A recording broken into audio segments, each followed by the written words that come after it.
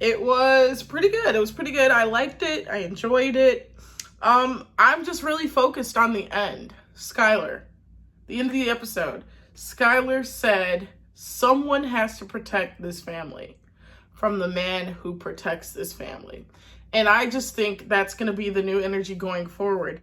So let's go through the events, right? Let's do it. So the episode starts with some random guys getting killed transporting some of Gus's meth. Looks like there is some enemy faction going on, which is probably going to be relevant later. Mike and Gus are doing some scheme to kind of get into Jesse's head, get into his ear, and prop him up.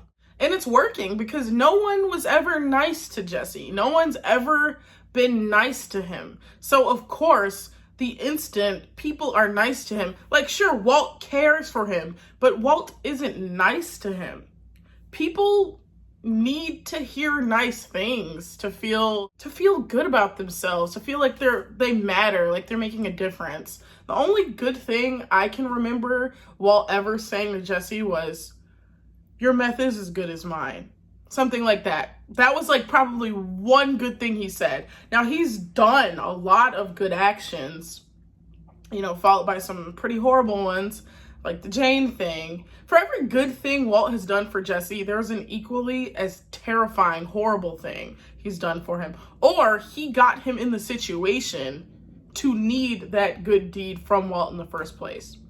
Now, the only situation where that's not the case is the situation where Andrea, the little fling Jesse had, where she killed her brother's killers.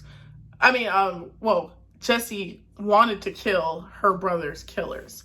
That was the first time Walt kind of like did something on Jesse's behalf and he didn't get him in the situation to begin with. With the whole Tuco thing, when Jesse first had tried to sell Tuco the meth, I do believe that Jesse was acting on his own accord, so we're not going to count that time. I can't wait to watch video essays on this show because I know my little peanut chipmunk brain can't really think of the significance of Skylar flipping a coin on the four corners where all those states connect, Colorado, Ohio, whatever. I can't really place my brain on what that signified. Flipping the coin, the being in that spot, I'm not sure. But I know it's important. Can't wait to watch video essays regarding it. If it's not a spoiler, leave it in the comments. What does that mean? What did it mean? Because I know it signified something. So let's talk about Bogdan. He was a bit of an asshole to Walt when he was giving him the keys to the restaurant. He's like, oh, selling this place as is. All this filth, all these towels, as is. This, as is. This cash register that barely works, as is. And then he gets to like the first dollar the business ever made. He was like, damn, I almost forgot to get my first dollar. He grabs it. Walt's like, as is. Now that was a beast moment, but at the same time, it made me kind of sad. Like, you're being petty like that. But then again, Bogdan was talking mad shit. He was like, who would have thought I'd be giving these keys to you? And he's like, oh, and if you're not man enough to be the boss, you can always call your wife. So I was like, damn, okay, Bogdan, you talked yourself into that hole. Maybe if you weren't being an asshole, Walt wouldn't have been an asshole. So he takes the first dollar the business ever made, breaks it open immediately, and gets a fucking pop from the machine with it. Like, it's a badass moment. Like, okay, like, yes, this is your place now. Of course you can spend that dollar like it ain't shit. Get yourself a pop like it ain't shit. Drink your pop in your store like it ain't shit. The thing where Jesse was kind of trying to impress Mike, I think it was a pretty good scene. I enjoyed it, actually, and I kind of enjoy Mike and Jesse's dynamic, and I do feel like they obviously don't give a shit about Jesse, but I do feel like everything that's happening is actually kind of like good for his morale, for his brain right now. Do they care about him? No, but he is getting sober. He's eating. He is being like, people are pretending He doesn't know they're pretending, but they're believing in him. He needs that right now. That is what he needs. Whereas with Walt, he's always being torn down and degraded. And sure, Walt has his occasional pick-me-up doodad or whatever, but most of the time, Walt is degrading Jesse. So this is probably a new thing for Jesse. So now he's trying to impress Mike. He's going to the meth heads. The whole scene was hilarious. He's like, how deep do you think it is? And then the meth guy was like, pretty deep. And he's like, all right, your turn. And then the meth guy starts. That was hilarious. Tucker. That shit had me fucking dying a little bit. But anyways, not much happened this episode besides one important thing. The most important thing probably was Walt just fucking showing how much Skylar basically puts Walt into this position where she's like, basically the same thing with the script. You were feeling bad. You were feeling cornered. She's making the excuses for him that I was making for him in episode 1, 2, and 3, right? Oh, he's this guy with cancer. He just wants to leave his family money. He's this, dejected from society, like worn down old man. Where was he supposed to turn? He's in over his head. All of this stuff is happening to him. Boo-hoo, boo-hoo, boo-hoo. And he shuts that shit down. Like, at first, he's like, all right, whatever. I don't want to talk about it. She's like, your black eye, this, and that. You are in danger. I can tell. Let's just go to the police. Let's just, I know how you feel. I know how you're going to feel about it. But it's better to be alive than to be dead. Trying to, you're in over your head.